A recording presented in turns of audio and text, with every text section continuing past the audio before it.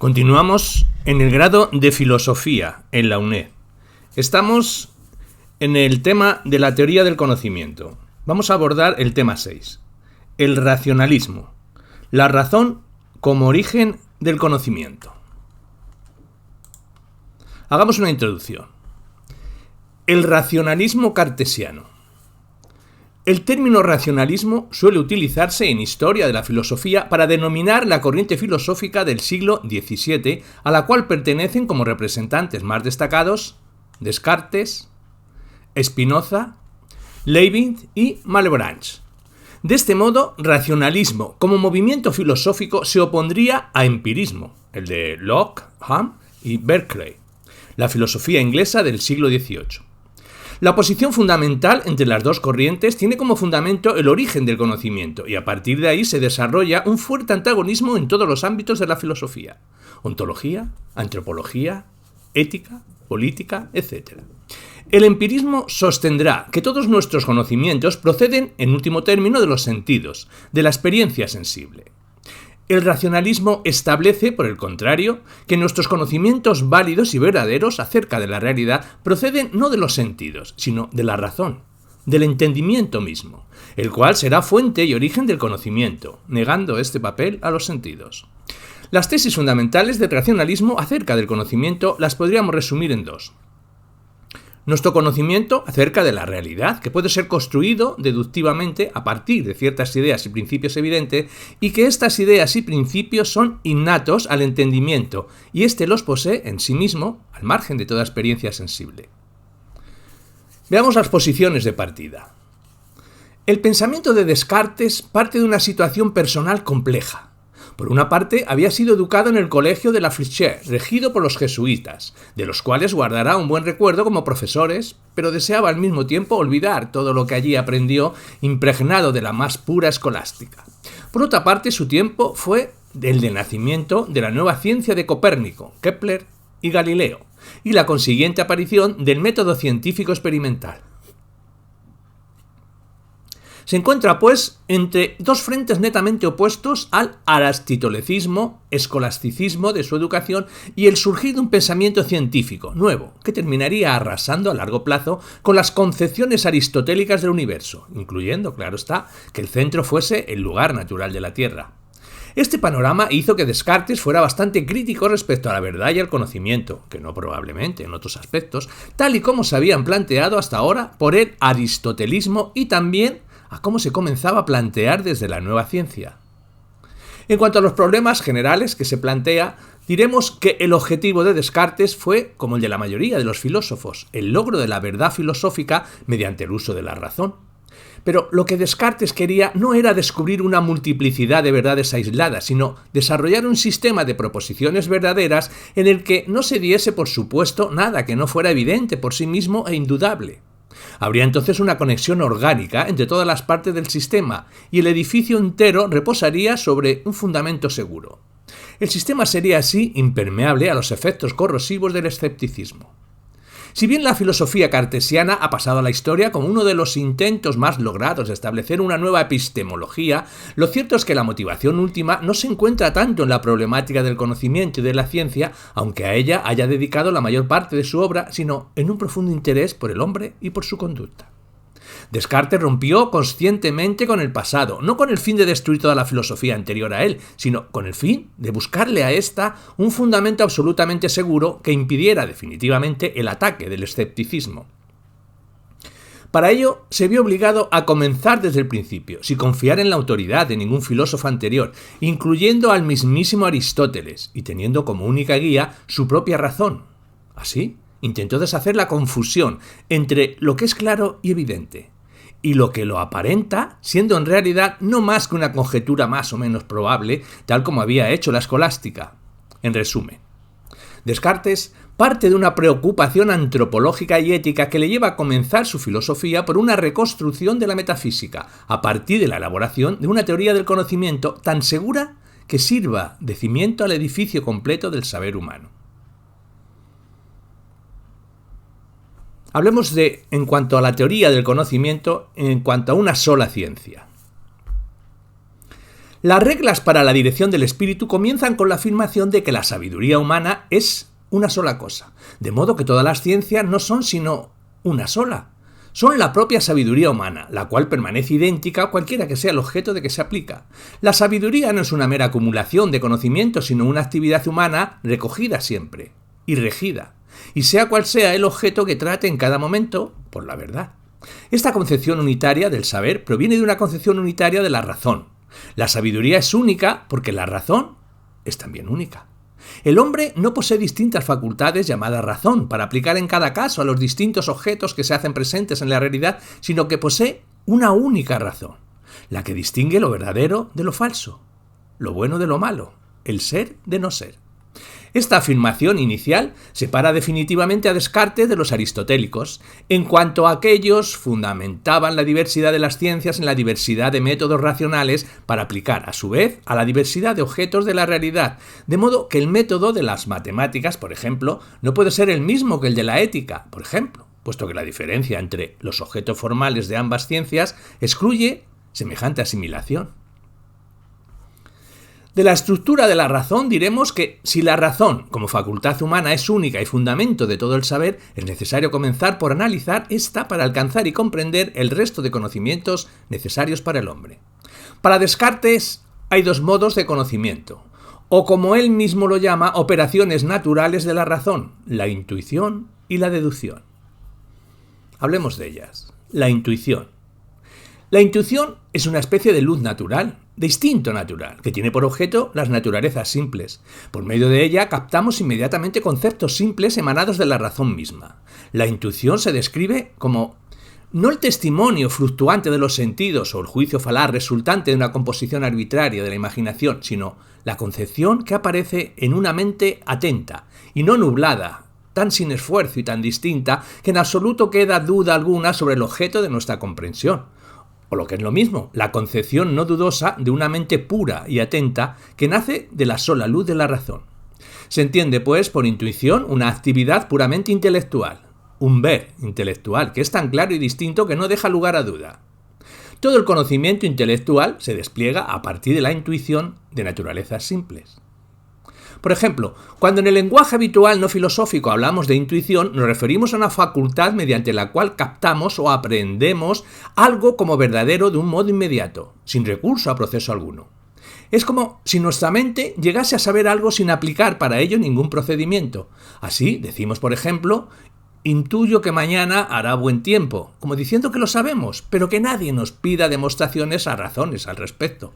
Pues bien, la intuición para Descartes es algo similar, pero con la fuerza de que sabemos la necesidad absoluta de la verdad que intuimos. Tal podría ser el caso, por ejemplo, de los axiomas matemáticos o de proposiciones como el todo es mayor que la parte, cuya verdad, como es obvio, se conoce inmediatamente sin necesidad de recurrir a demostración alguna. Las naturalezas simples son las que...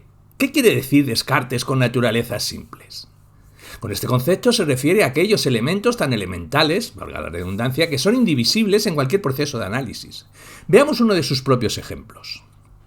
Dice, un cuerpo tiene extensión y figura, ya que dichos elementos han existido aislados unos de otros, pero relativamente a nuestra comprensión los llamamos un compuesto de esas naturalezas. Podemos analizar un cuerpo en esas naturalezas, pero no podemos, por ejemplo, analizar la figura en ulteriores elementos sin apartarnos de la comprensión del cuerpo en cuestión. Las naturalezas simples son, pues, los elementos últimos de los que podemos llegar en el proceso de análisis y que son conocidos en ideas claras y distintas. Podría procederse más allá, pero solo a costa de incurrir en confusión mental. Incluimos ante todo proposiciones, como el propio Descartes dice, así cada individuo puede percibir por intuición intelectual que él existe. ¿Qué piensa? Que un triángulo está limitado por solo 3 líneas, una esfera por una sola superficie, etc. Es a partir de esas proposiciones cómo se liberan las naturalezas simples como la existencia mediante una especie de abstracción. Se ha hecho una crítica general por parte de algunos autores a la concepción cartesiana de las naturalezas simples, a saber, Las naturalezas simples pertenecen al orden ideal, al orden de las ideas, tanto si las llamamos conceptos como si las llamamos esencias, en el sentido platónico. Son como los objetos matemáticos, abstraídos del orden existencial, como las líneas, los círculos y los objetos perfectos del geoma, donde, por ejemplo, no cabe la procopiedad ni, por tanto, la existencia física como tal.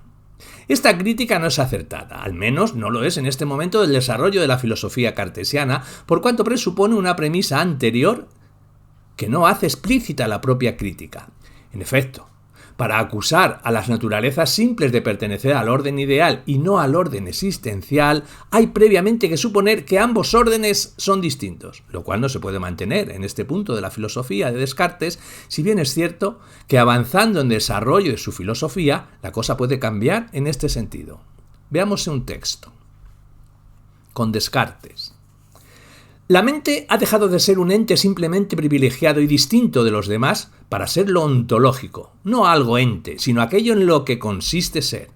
El ser es la certeza, y la certeza consiste en la necesidad del proceder de la mente, en el método. Es ente, por definición, aquello de lo que la mente puede estar absolutamente segura, cierta.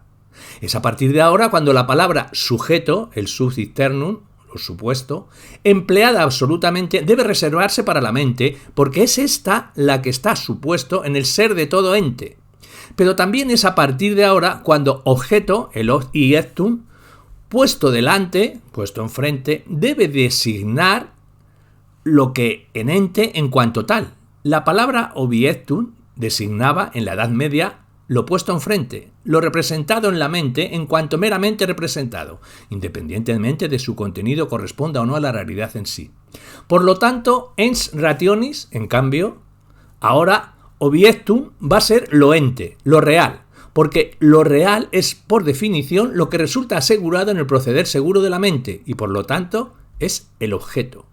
Lo objetivo es lo que es puesto en aquel proceder de la mente que excluye toda posibilidad de duda.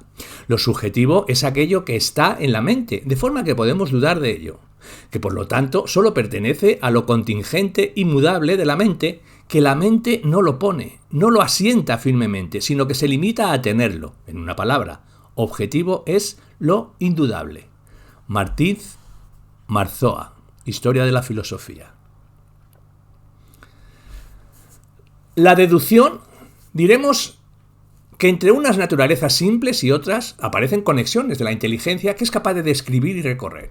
Esta capacidad para descubrir y recorrer estas conexiones es lo que Descartes llama deducción. La deducción sería, según el propio Descartes, toda inferencia necesaria a partir de otros hechos que son conocidos con certeza.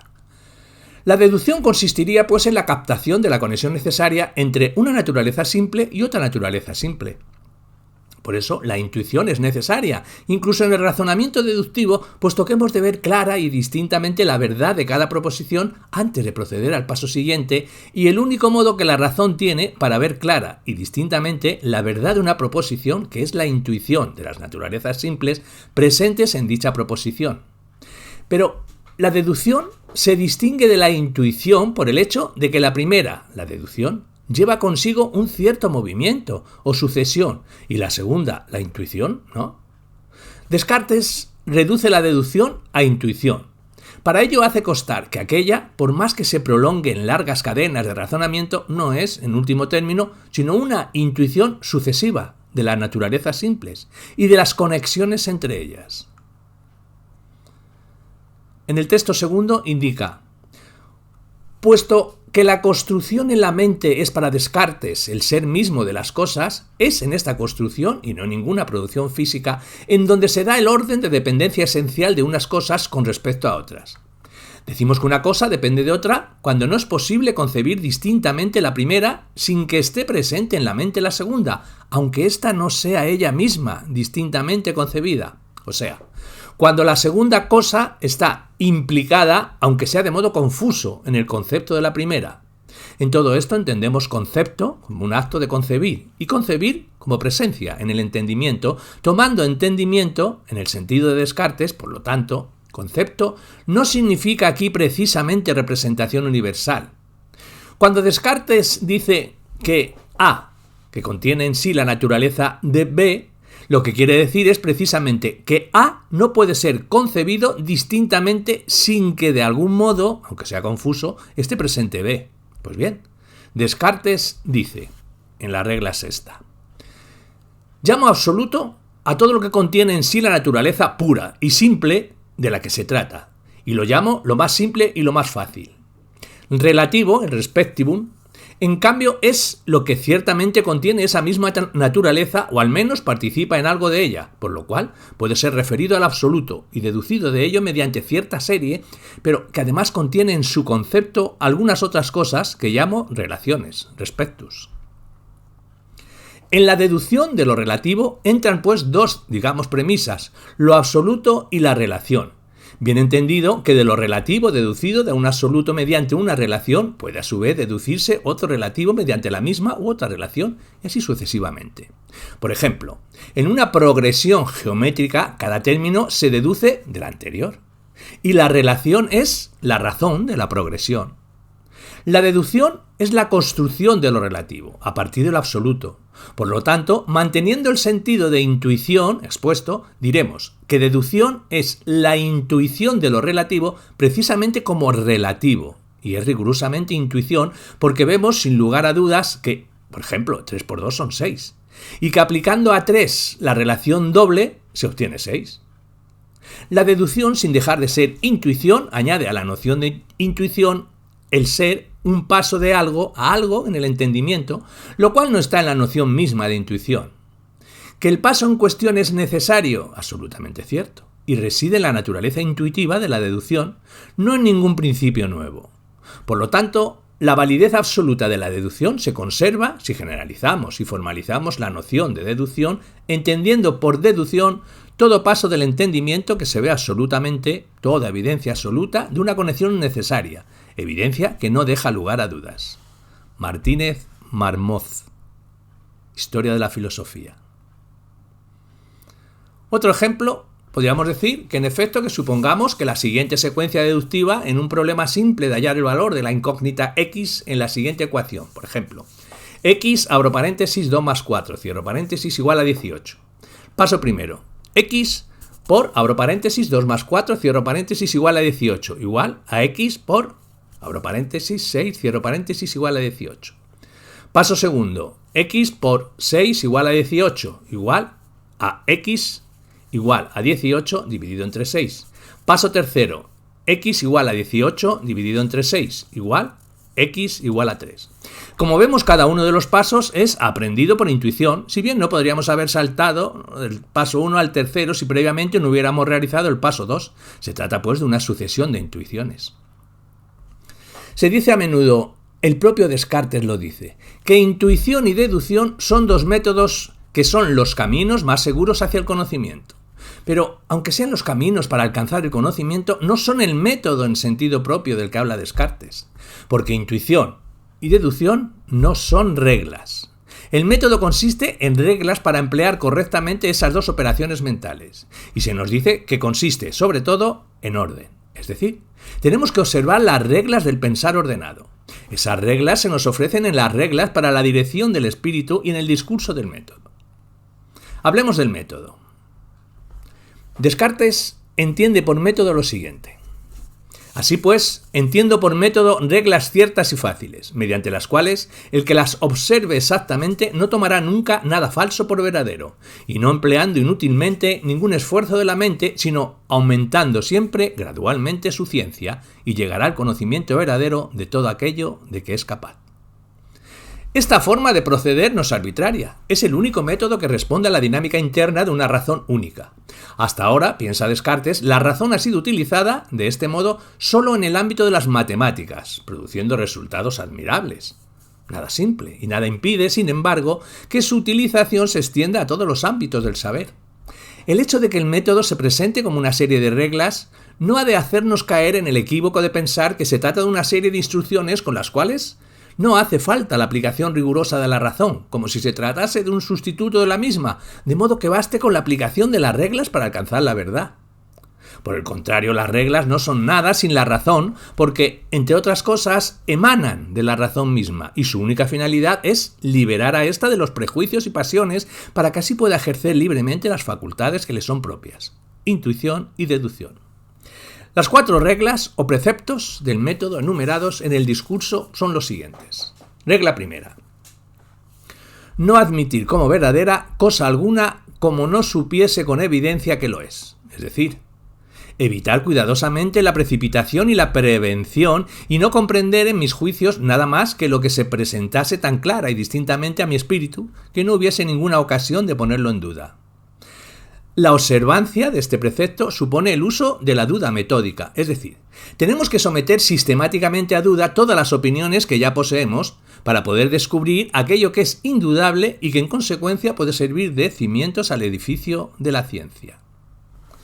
De la duda metódica o duda hiperbólica, como vemos, Descartes pensó que como preliminar a la búsqueda de la certeza absoluta era necesario dudar de todo aquello de lo que se pudiera dudar y tratar provisionalmente como falso todo aquello de lo que se dudara. Esta duda es metódica, en el sentido de que es una exigencia del método en su momento analítico. La primera razón para dudar de nuestros conocimientos se halla en las falacias de los sentidos. Los sentidos nos conducen en ciertas ocasiones al error, y aunque estemos persuadidos de que esto no siempre es así, lo cierto es que no podemos asegurar en ningún caso la certeza de ahí de que la posibilidad de dudar acerca del testimonio de los sentidos no quede totalmente eliminada. También los sueños nos muestran a menudo mundos de objetos que nos parecen absolutamente reales y al despertar vemos que tales mundos de objetos no tienen existencia real. ¿Cómo distinguir el sueño de la vigilia? Como en el caso anterior, los criterios que podemos emplear para distinguir una situación de otra no nos proporciona certeza absoluta sobre el particular. Podemos pensar que hay verdades independientes del estado de sueño o vigilia, tal es el caso de las verdades matemáticas. Los 3 ángulos de un triángulo suman 180 grados en la geometría de Euclides y estemos despiertos o soñando. Pero tal vez exista un espíritu maligno de extremado poder e inteligencia que ponga todo su empeño en inducirnos a error. Esto equivale a pensar que es posible que nuestro entendimiento sea de tal naturaleza que se equivoca necesariamente y siempre cuando piensa captar la verdad. Una vez más, se trata de una hipótesis improbable, pero que nos obliga a dudar de todos nuestros conocimientos. Como vemos, la duda metódica nos fuerza a comenzar el edificio de nuestro conocimiento partiendo absolutamente de cero, sin presuponer ni la más mínima verdad, por muy probable que sea, y su propia exigencia implica las siguientes características. Es universal, metódica, provisional, teorética y no es escéptica. ¿Por qué es universal? En el sentido de que se aplica universalmente a todo aquello que puede ser dudado, es decir, a toda proposición acerca de cuya verdad sea posible la duda. ¿Por qué es metódica? Es metódica en el sentido de que es practicada no por amor a la duda misma, sino como una etapa preliminar en la búsqueda de la certeza exigida por el método y por el cambio de lo falso en lo verdadero, lo probable en lo cierto, lo dudoso en lo indudable. Es provisional no solamente en el sentido de que constituye una etapa preliminar en la búsqueda de la certeza, sino también en el sentido de que Descartes no se propone sustituir necesariamente las proposiciones en las que anteriormente creía por otras proposiciones nuevas. Y es teorética en el sentido de que no debe extenderse a la conducta. El propio Descartes afirma que hay que guiarse sin poner en duda los principios de la moral. Y por último, no es escéptica, sino justamente todo lo contrario, porque no resulta ser el final de la explicación de lo real, sino el principio de la misma. La duda es el punto de arranque para fundamentar una explicación segura del mundo y tiene pues un sentido positivo y no el sentido negativo del escepticismo. En cuanto a la segunda regla, diremos que decía dividir cada una de las dificultades para que examinaré en cuántas partes fuese posible y en cuántas requiriese su mejor solución. Se trata de lo más tarde que llamará Descartes método de análisis o de resolución, influido claramente por las matemáticas y que consiste en descomponer, por así decirlo, los múltiples datos del conocimiento en elementos más simples. La división deberá detenerse cuando lleguemos a elementos del problema que pueden ser conocidos inmediatamente como verdaderos, y de cuya verdad no puede caber duda alguna. Las naturalezas simples, ideas claras y distintas, son los elementos últimos a los que llegaremos en el proceso de análisis. De la regla tercera, él nos indica conducir ordenadamente mis pensamientos, empezando por los objetos más simples y más fáciles de conocer, para ir ascendiendo poco a poco, gradualmente, hasta el conocimiento de los más compuestos e incluso suponiendo un orden entre los que no se preceden naturalmente. Es lo que más tarde llamará Descartes el método de síntesis o de composición.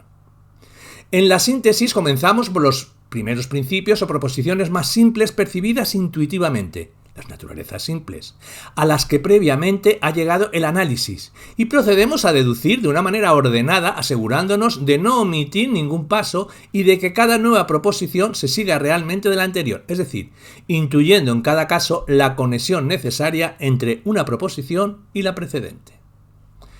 En cuanto a la regla cuarta, nos dice que hay que hacer en todo unos recuentos tan integrales y unas revisiones tan generales que llegase a estar seguro de no omitir nada. Es la regla de la enumeración completa y consiste en la contraprueba y la justificación de la segunda y tercera. Contraprueba del análisis, porque se trata de realizar la enumeración completa de todas las circunstancias que confluyen en el problema, y de la síntesis, porque las revisiones generales permitirán asegurarnos de no haber omitido nada en el proceso de la deducción. Esta enumeración equivale también, una vez más, a una intuición, ya que tal como dice el propio Descartes, habrá de ser ininterrumpida, suficiente y ordenada. Y consiste, pues, en ver con la luz de la razón la certeza del proceso en su conjunto. Estas 4 reglas del método constituyen una forma de proceder que no es en absoluto arbitraria, no son un invento de Descartes, porque son el único método que responde a la dinámica interna de la razón única. Es, como puede apreciarse fácilmente, el método de las matemáticas, concretamente de la aritmética, la geometría y la lógica, que según Descartes ha producido resultados admirables y que es capaz de producirlos también en otros ámbitos del saber. Hablemos de la epistemología a la ontología, la primera verdad. Descartes estuvo persuadido durante algún tiempo de que la aplicación de este método propuesto por él mismo no permitía alcanzar ni una sola verdad indudable, pero como además no había otro método posible sobre el que fundamentar el conocimiento, tal como él mismo se había propuesto, no habría más remedio que reconocer el triunfo definitivo del escepticismo. Encontró, sin embargo, por fin una verdad inmune a toda duda, e inmune, por tanto, al escepticismo más radical. Su propia existencia como sujeto que piensa, que formuló en el famosísimo el cogito ergo sum, pienso, luego existo, porque por mucho que dude, tengo que existir, de lo contrario no podría dudar. En el acto mismo de la duda se pone de manifiesto mi propia existencia. Yo soy, yo existo. Es necesariamente verdad cada vez que lo pronuncio o que lo concibo mentalmente. Por lo pronto, es obvio que esa certeza de mi propia existencia se da solamente cuando estoy pensando, cuando soy consciente, cuando tengo conciencia. Del hecho de que yo existo cuando pienso, y mientras pienso, no puedo concluir, sin más, que existo cuando no estoy pensando.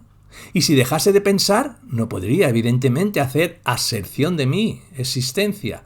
Solo en ese momento no me es posible concebir ni con existencia aquí ni ahora, porque concebir es existir. Descartes habla en repetidas ocasiones en estos términos. Esta proposición: pienso, luego existo. Y está claro que esta proposición se expresa en forma inferencial, pero ya había dicho que cada individuo puede tener mentalmente una intuición del hecho de que existe y de que piensa. Se plantea, pues, la cuestión de si, según Descartes, infiero mediante un silogismo o intuyo mi propia existencia. Lo cierto es que Descartes no deduce la existencia a partir del hecho de pensar por medio de un silogismo, sino que por un acto simple de visión mental que conoce, valga la expresión, una cosa que es conocida por sí misma. Si se dedujese silogísticamente necesitaria, por fuerza, una premisa mayor que dijese Todo lo que piensa existe, y ésta tendría que ser conocida con anterioridad. Sin embargo, el propio método cartesiano, en su momento de análisis, cuando aplica la duda metódica, no permite de ninguna manera conocer con certeza de la verdad de esa proposición. No se trata, pues, de una deducción lógica, sino que intuyo, en mi propio caso, la conexión necesaria entre mi pensar y mi existir. Es decir, intuyo, en un caso concreto, la imposibilidad de mi pensar sin mi existir, y expreso esa intuición en la proposición cogito ergo sum. Lógicamente hablando, esa proposición presupone una premisa general, pero eso no significa que yo piense primeramente una premisa general y luego infiera una conclusión particular. Al contrario, mi conocimiento explícito de la premisa general sería en todo caso posterior a mi intuición de la conexión necesaria y objetiva entre mi pensar y mi existir. Por otra parte, Descartes entiende por la palabra pensar del cogito, todo aquello de lo que somos conscientes como operantes en nosotros. Y por tanto, no solamente se entenderá pensar, sino querer, imaginar, sentir e incluso dudar.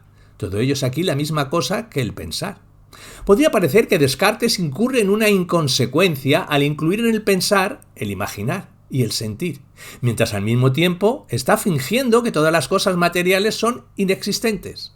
Lo que Descartes quiere decir es que incluso si yo nunca hubiese sentido, ni percibido, ni imaginado ningún objeto real existente, fuese por parte de mi cuerpo o exterior a mi propio cuerpo, no por ello dejaría de ser verdadero que me parece imaginar, percibir y sentir, y parecerme obliga a que yo exista. En consecuencia, tengo esas experiencias en la medida en que son procesos mentales, conscientes, porque existir es una condición necesaria de todo pensamiento, de toda duda, de todo engaño. Por supuesto que con la primera verdad solo tengo la certeza de que mi mente, espíritu, existe, pero de ningún modo puedo afirmar que exista mi cuerpo. Descartes observa que el hecho de que pienso, que ando, puedo perfectamente inferir la existencia de la mente, que lo piensa, pero no la del cuerpo que anda. Puedo soñar que estoy caminando, y para soñar tengo que existir, pero de ahí no se sigue que camine realmente. Esta radical separación ontoepistemológica entre la mente y el cuerpo, o la conciencia y la materia, va a resultar determinante en la filosofía cartesiana. El cogito ergo sum es, pues, la verdad indudable sobre la cual Descartes se propone fundamentar su filosofía. Es el primer juicio existencial y el más seguro. Y como vemos, Descartes no se propone construir su filosofía sobre un principio lógico abstracto, sino sobre un principio ontológico, la existencia, el ser, de la conciencia, el yo. Pero el yo de Descartes no es un yo puramente introspectivo o solipsista, porque en definitiva, aunque hallada por introspección la verdad en un yo, aparentemente individual y personal, su valor radica en que el proceso de hallazgo es generalizable a todo lo posible el yo, y por lo tanto no se trata en realidad de ningún yo en particular. A través del método se llega a una primera verdad que no es el resultado personal y privado del mismo, ya que el método, profundiza en las condiciones de posibilidad de todo yo, de toda conciencia. Y así, el yo mismo, como ámbito privado e irreductible, se disuelve. Dicho con otras palabras, el método de Descartes no es un método que le permita descubrir que él existe, sino que permite que cualquier conciencia tome conciencia de sí misma como existente. Cuando Descartes dice que esa proposición, el cogito ergo sum, es la primera y la más cierta, está pensando en el orden del conocimiento, no en el orden de la realidad. Descartes puede admitir, y de hecho lo hace, que en el orden del descubrimiento de las realidades está antes el descubrimiento del yo, mi conciencia, que el de cualquier otra realidad, pero él no pretende demostrar, por ejemplo, que nuestra existencia sea anterior o más fundada que la existencia de Dios. Es verdad que es posible dudar de que Dios exista, puesto que tal proposición no supera el examen riguroso de la duda metódica. Y en efecto, hay gente que lo duda. Pero no es posible dudar de la existencia propia de uno mismo, puesto que la proposición yo dudo de si existo es en sí misma contradictoria. Pero el hecho de que Descartes no se propusiera fundamentar una ontología donde yo soy antes que Dios no le hace perder un ápice de contundencia histórica a su posición. Piénsese, por ejemplo, en estas consecuencias. Es la primera vez en la historia de la humanidad en que la fundamentación de la conciencia, la certeza de la existencia de mí mismo, no necesita a Dios. El cogito ergo sum es, en definitiva, una verdad que se sustenta en sí misma en el momento mismo de la pronunciación mental de la proposición que la sostiene. En expresión metafórica, es como si algo, la conciencia, suspendido en el vacío, o sea, la nada, se sostuviese a sí misma sin punto de apoyo alguno. Hablemos de la primera verdad al criterio de certeza. Una vez alcanzada la primera verdad, Descartes se pregunta ¿qué hay en ella que la hace absolutamente indudable? Porque si se lograran descubrir las razones de su certeza, entonces podríamos tener un criterio para decidir cuándo nos encontremos ante algo cierto o algo que solo lo aparenta. Descartes se encuentra en el yo pienso, luego existo, lo que él denomina la claridad y distinción. Y dice, y habiendo notado que en la proposición yo pienso, luego soy, no hay nada que me asegure que digo verdad, sino que veo muy claramente que para pensar es preciso ser. Juzgué que podía admitir esta regla general, que las cosas que concebimos muy clara y distintamente son todas verdaderas, pero que solo hay alguna dificultad en notar cuáles son las que concebimos distintamente. ¿Qué entiende Descartes por visión, percepción, clara y distinta? Llamó claro aquello que está presente y manifiesto a una mente atenta, del mismo modo a como afirmamos que vemos claramente los objetos cuando, estando presentes al ojo que los contempla, operan sobre éste con fuerza suficiente. Pero distinto es aquello que es tan preciso y diferente de todos los otros objetos que no contiene en sí mismo nada que no esté claro. No hay que confundir claridad con distinción, porque un dolor intenso, por ejemplo, es muy claramente percibido por el que lo sufre, pero puede ser muy confuso para él mismo, juzgando erróneamente su origen o naturaleza. Así, una percepción puede ser clara sin ser distinta, pero no puede ser distinta sin ser también clara. Veamos un texto en el que dice: ¿cuáles son las notas de la percepción en las que hay certeza? Descartes la formula así: claridad y distinción. Que una cosa, o la percepción de una cosa, es clara quiere decir que la cosa es presente y manifiesta. Que es distinta quiere decir que está perfectamente delimitada, que es de tal modo precisa y diferente de todas las demás que no comprende en sí más que aquello que aparece manifiestamente al que la considera como conviene. Principia, primera parte. Digamos, que no hay contornos borrosos. Una percepción puede ser clara sin ser distinta. Por ejemplo, yo puedo sentir claramente un dolor y sin embargo no separar la pura sensación del dolor de toda otra cosa. Por ejemplo, de la idea de que me hago sobre su realidad física. En cambio, para que algo sea distinto, tiene que ser claro, pues la noción misma de distinción supone la claridad, aparece manifiestamente. Emplearemos oscuro como la negación de claro y confuso como la negación de distinto. Obsérvese que el criterio de la claridad y distinción no quiere decir que lo que yo percibo clara y distintamente, por lo tanto con certeza, con imposibilidad absoluta de dudar, exista extremadamente en la realidad en sí. Aun suponiendo que esta noción tenga algún sentido, significa solo que lo que yo percibo clara y distintamente es así, tal como yo clara y distintamente lo percibo. Yo puedo percibir clara y distintamente algo sin que de esa percepción forme parte, clara y distintamente, la nota de existencia extramental, aun suponiendo que la expresión existencia extramental pueda, en algún caso, designar algo claro. Martínez Marzoa, Historia de la Filosofía. Claridad y distinción constituyen, pues, el criterio de certeza. Pero que nadie piense que una vez descubierto el criterio uno puede proceder sin más a su aplicación, porque, otra vez, alguien podría engañarnos, de forma que aquello que se nos presenta como claro es en realidad oscuro y que aquello que se nos presenta como distinto es en realidad confuso. ¿Quién puede engañarnos? ¿El genio maligno? ¿Un dios engañador que nos hubiese dotado de tal naturaleza? Descartes considera que solo probando, o sea, demostrando la existencia de un dios no engañador, puede solventar el problema y admitir el criterio de certeza como definitivamente válido.